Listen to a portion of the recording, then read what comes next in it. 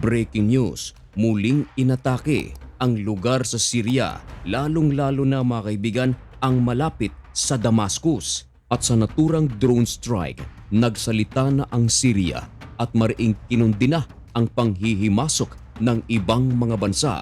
Tinutukoy ng Syria mga kaibigan ang puwersa ng Israel sapagkat nagsagawa ng drone strike ang IDF sa mga lugar sa Damascus. Meron kasing nangyari sa Syria mga kaibigan na isang kaguluhan at ito ay hindi nagustuhan ng Israel. Pero ang tanong, bakit nang himasok ang Israel?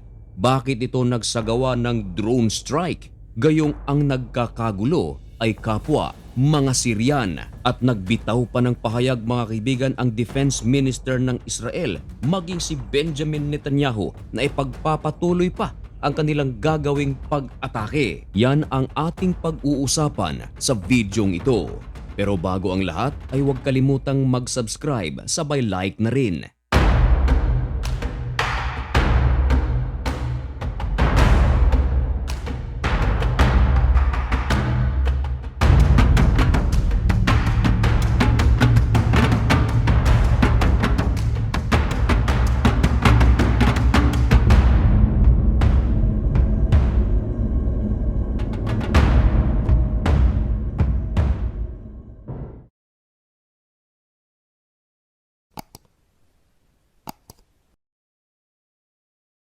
Maligayang pagbabalik mga kaibigan. Kumusta kayong lahat? Ngayon ay unang araw ng buwan ng Mayo at isang napakainit at napakabagong balita ang ating ihahatid sa inyo. Ito ay tungkol sa pinakabagong drone strike na isinagawa ng puwersa ng IDF sa Damascus. Isang napakalaking gulo ang nangyayari sa Syria, lalong-lalo na mga kaibigan sa mga lugar na malapit sa Damascus. Tinawag ito na deadly sectarian violence at sangkot sa kaguluhan mga kaibigan ang grupo ng Druze. Ang Druze mga kaibigan ay grupo ng mga tao na sumusuporta sa Israel at katunayan nais nga nila na sila ay pamunuan ng gobyerno ng Israel kahit na sila ay Syrian. Ngayon, ang kaguluhang ito mga kaibigan ay may kinalaman sa kanilang paniniwala o relihiyon.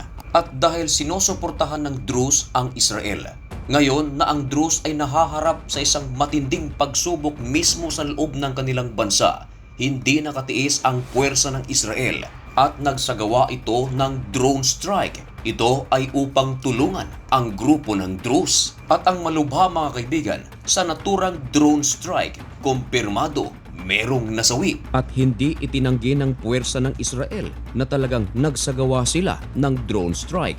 Sa isang joint statement kagabi mga kaibigan sa pagitan ni Benjamin Netanyahu at Defense Minister nito na si Israel Katz, kinumpirma nito na nagsagawa sila ng pag-atake sa bayan ng Sanaya. Ito ay matatagpuan sa southwest part of Damascus.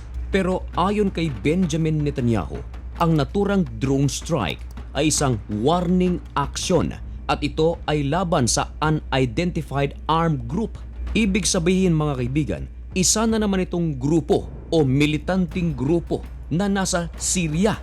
At ayon sa Israeli intelligence, ang grupong ito ay naghahanda para sa isang malaking pag-atake para sa mga residente ng Syria. At ito nga mga kaibigan ang grupo ng Druze. At ayon kay Benjamin Netanyahu at kay Israel Katz, na patuloy pa raw silang magsasagawa ng pag-atake sa grupong ito na kanilang tinawag na extremist group kung hindi nila ihihinto ang pang-aatake sa mga sibilyan sa Syria, lalong-lalo na sa grupo mga kaibigan ng Druze. Marami namang mga eksperto ang nagsalita na sa naturang drone strike ng Israel, tila ito pa nga araw ay tulong para sa gobyerno ng Syria. Sapagkat kung inaatake ng extremist group na ito ang grupo ng Druze, hindi malayong magsagawa rin ito ng pag-atake sa gobyerno ng Syria na pinamumunuan ni Ahmed al-Sharaa na nagpatalsik kay Bashar al-Assad. At nagsalita mga kaibigan ang Syrian Foreign Minister.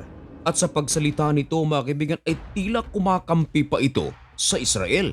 Sapagkat sinabi ng Syrian Foreign Minister na patuloy nilang susuportahan ang sibilyan sa Syria at ang Druze community. Tinawag pa nga ng Syrian Foreign Minister ang grupong ito na Honorable Druze Community. Para sa mga naghahanap ng pruweba tungkol sa ating inuulat ngayon, kinumpirma ito ng CNN and of course ng The Times of Israel. Sinasabi sa ulat ng The Times of Israel na ang naturang pag-atake ng Israel ay isang warning strike at maliwanag na sinasabi rito mga kaibigan, ito ay upang depensahan ang minority Druze group na nasa Syria. Ibig sabihin nito mga kaibigan na kung nais protektahan ng gobyerno ng Syria ang Honorable Druze community ay ganun din ang Israel.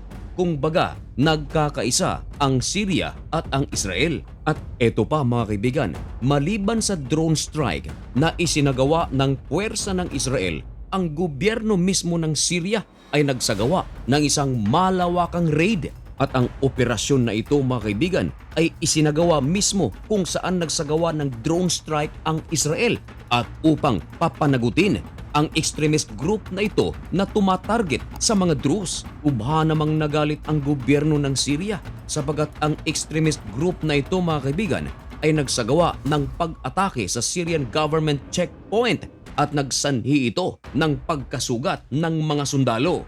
Wala ring awa ang mga grupong ito na umatake sa mga sibilyan at security vehicles na malapit sa lugar na kung saan nagsagawa ng drone strike ang Israel. Tumambad ang 11 katao ang kumpirmadong nasawi at dose-dosena ang sugatan. Nako, talaga namang. At kanina lang mga kaibigan, ilang oras makalipas mai-upload ang videong ito. Ang isang top Syrian Druze leader na nagngangalang Sheikh Hikmat al-Hitsri na nawagan na ng immediate international intervention at peacekeeping forces. Naging taliwas ito mga kaibigan sa unang naipahayag ng Syria sabagat hindi nito nagustuhan ang panghihimasok ng ibang mga bansa lalo na ng Israel. Pero sa puntong ito mga kaibigan, sila na mismo ang nanawagan ng international peacekeeping forces. Ito raw ay upang maprotektahan ang mga inosente at ang mga defenseless population.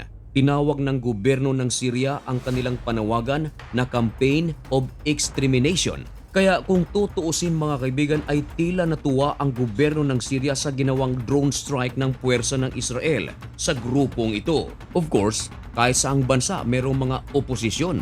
May mga oposisyon sa Syria na hindi nagustuhan ang panawagan ni Hitsri na makialam na ang ibang mga international peacekeeping forces dahil magkikreate lang daw ito ng division at deterioration. Sa ngayon mga kaibigan ay patuloy pa na tinutugis ng gobyerno ng Syria ang extremist group na ito na inatake ng drone strike ng Israel. At dahil bago pa lang ang balitang ito ay wala pa tayong masyadong information kung ano na ang nangyari.